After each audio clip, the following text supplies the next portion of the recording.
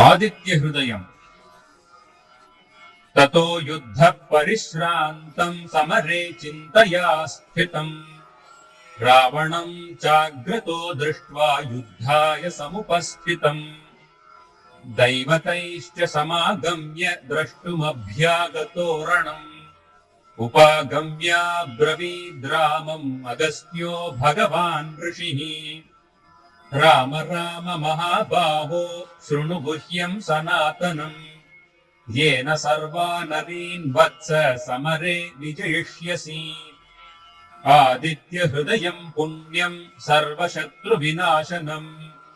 जयावहम् जपेन्नित्यम् अक्षय्यम् परमम् शिवम् सर्वमङ्गलमाङ्गल्यम् सर्वपापप्रणाशनम् चिन्ताशोकप्रशमनम् आयुर्वर्धनमुत्तमम् रश्मिमन्तम् समुद्यन्तम् देवासुरनमस्कृतम् पूजयस्व विवस्वन्तम् भास्करम् भुवनेश्वरम्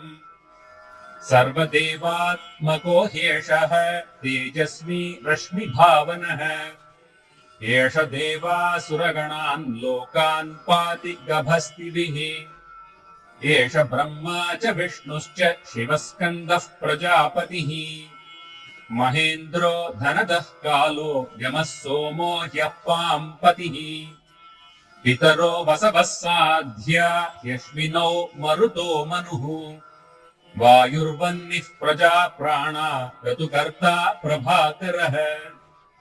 आदित्यः सविता सूर्यः खगः पूषा गभस्तिमान् सुवर्णसदृशो भानुः हिरण्यरेता दिवाकरः हरिदश्वः सहस्रार्चिः सप्तसप्तिर्मरीचिमान् तिमिरोन्मथनः शम्भुस्त्वष्टा मार्ताण्ड अंशुमान् हिरण्यगर्भः शिशिरस्तपनो भास्करो रविः अग्निगर्भोदितेः पुत्रः शङ्खः शिशिरनाशनः व्योमनाथस्तमो भेदी हृद्यजुस्सामपारगः घनवृष्टिरपाम् मित्रो विन्ध्यवीथी प्लवङ्गमः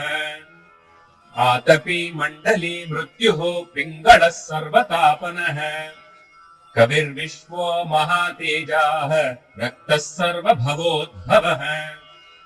नक्षत्रग्रहताराणाम् अधिपो विश्वभावनः तेजसामपि तेजस्वी द्वादशात्मन्नमोऽस्तु ते नमः पूर्वाय गिरये पश्चिमायाग्रये नमः ज्योतिर्गणानाम् पतये दिनाधिपतये नमः जयाय जयभद्राय हर्यश्वाय नमो नमः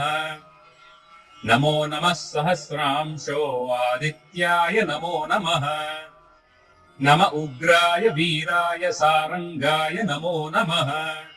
नमः पद्मप्रबोधाय मार्ताण्डाय नमो नमः ब्रह्मेशानाच्युतेशाय सूर्यायादित्यवर्चसे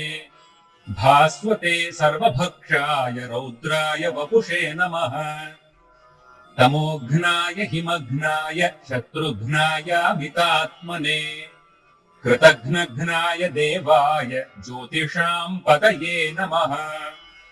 तप्तचामीकराभाय वह्नये विश्वकर्मणे नमस्तमोभिनिघ्नाय रवये लोकसाक्षिणे नाशयत्येष वैभूतम् तथैव सृजति प्रभुः पायत्येष तपत्येष वर्षत्येष गभस्तिभिः एष सुप्तेषु जागर्ति भूतेषु परिनिष्ठितः एष एवाग्निहोत्रम् च फलम् चैवाग्निहोत्रिणाम् वेदाश्च क्रतवश्चैव क्रतूनाम् फलमेव च यानि कृत्यानि लोकेषु सर्व एष रविः प्रभुः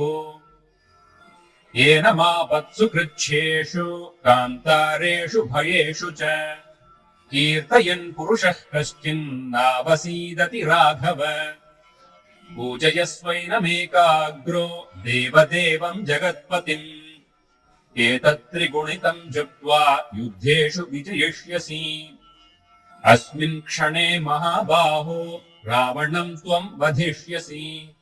एवमुक्त्वा तदागस्त्यो जगाम च यथागतम्